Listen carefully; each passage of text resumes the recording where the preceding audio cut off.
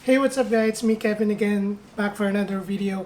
So for today, i-share ko sa inyo yung aking setup. Actually, ito pa rin yung setup ko last year. Pero may mga in-upgrade ako sa laptop, i-share ko rin sa inyo. At magbibigay ako ng tips and tricks kung paano mag-setup ng ganitong orientation. Technically, naka-triple monitor setup tayo. Yung third monitor ko is yung laptop. Siya nagpa-power lahat ng monitor.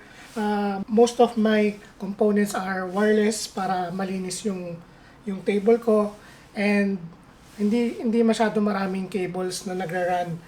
Bukod lang dun sa mga nasaksakan dun sa ilalim. Yun na, tara, ikutin na natin yung setup ko, i-share ko sa inyo.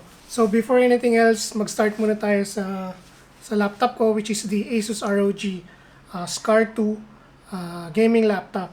So 1 year na mahigit na sa akin to, at meron siyang i7 na 8750H na CPU, 1070 na GPU, at 32 gigs of RAM, at meron siyang 512 na NVMe storage, and may kasama pa siyang 1TB na Seagate na 3.5-inch hard drive.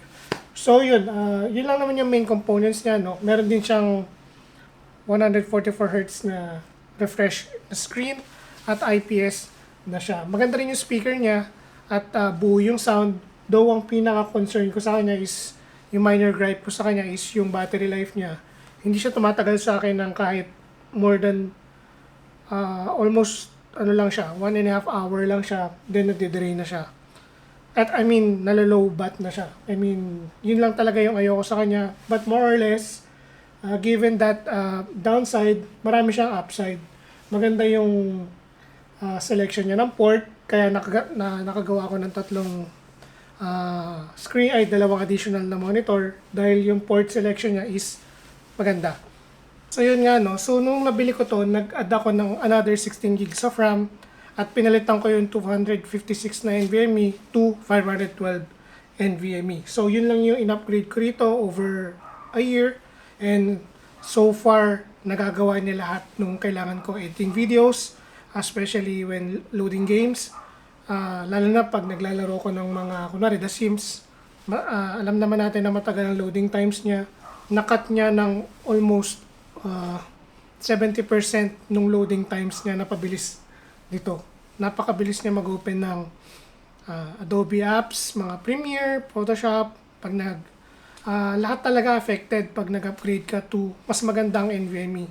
Yung ginagamit ko pala is yung XPG na SX8200 Pro na NVMe. So yung main keyboard ko for now is yung AKKO 3084 na mechanical keyboard.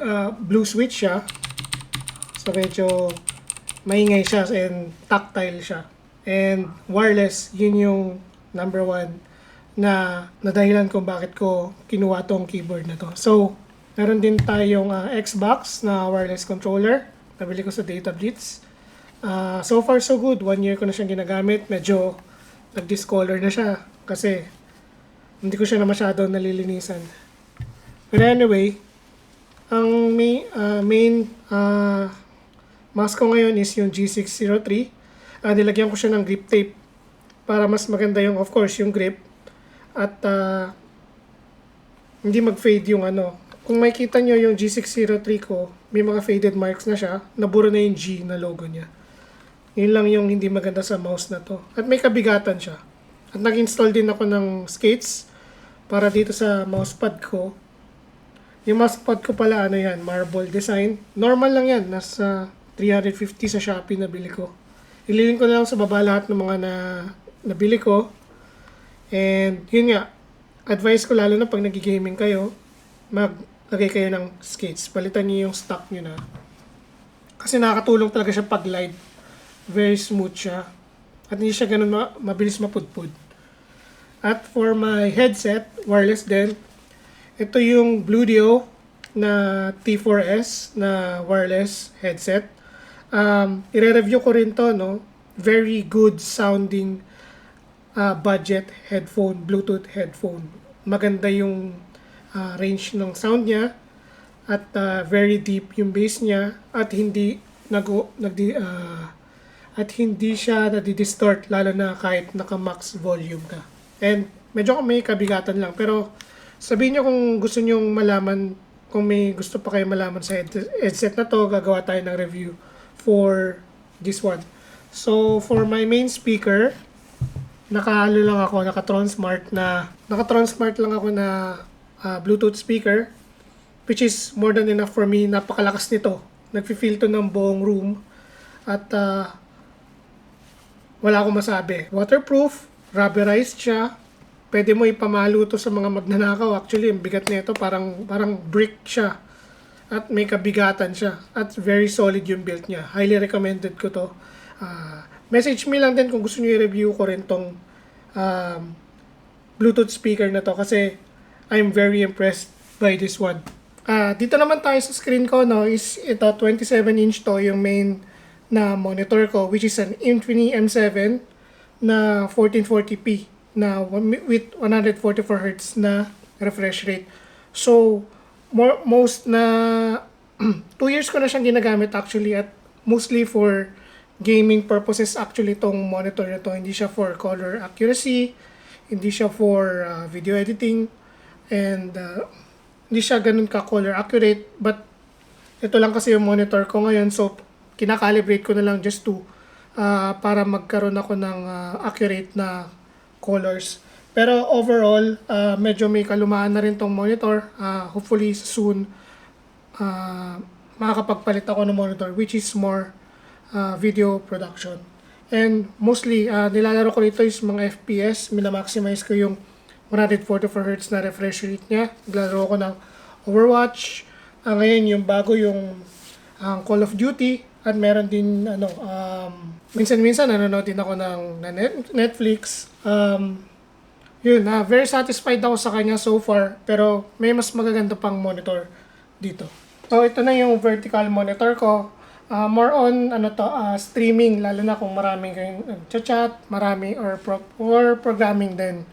Lalo na pag marami kayong script na nilalagay, lalo na pag gumagawa kayo ng nagtatali kayo or nag-excel kayo, nag-check and balance kayo. Ito yung purpose ng monitor na to. And kaya naka-vertical to, yun nga, mostly for streaming. Soon I'll be streaming more and more. Lalo na pag na-upgrade ko na itong main monitor ko. Hindi pa kasi ako masyado fully equipped. Wala pa akong mic. And hopefully, yun nga, magkaroon ako ng magandang mic. Kung may suggestion kayo na magandang streaming na mic o kaya yung camera, wala pa rin akong magandang webcam ngayon, kung ano yung magandang gamitin, please help me kung ano yung magandang camera for streaming especially. Yung mura lang kasi hindi naman tayo mayaman eh. So ang model pala nito is yung SpectrePro XT24NS. So 24-inch siya with 144 Hz refresh rate. Hindi lang siya ganun ka-color accurate, and meron siyang heating issue, pero hindi ko pa siya na-experience. Marami lang cases na ganun.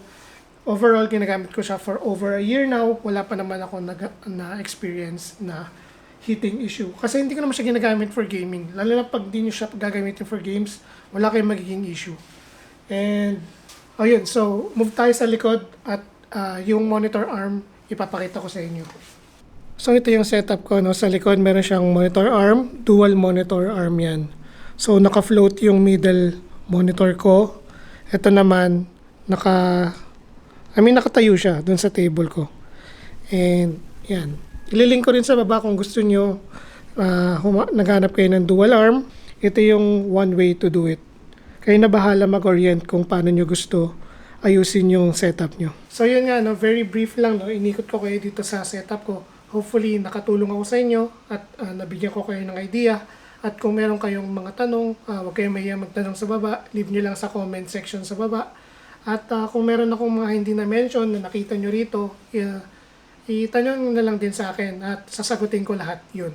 And huwag nyo kakalimutan mag-subscribe at i-like tong video at i-share itong video sa mga kaibigan nyo.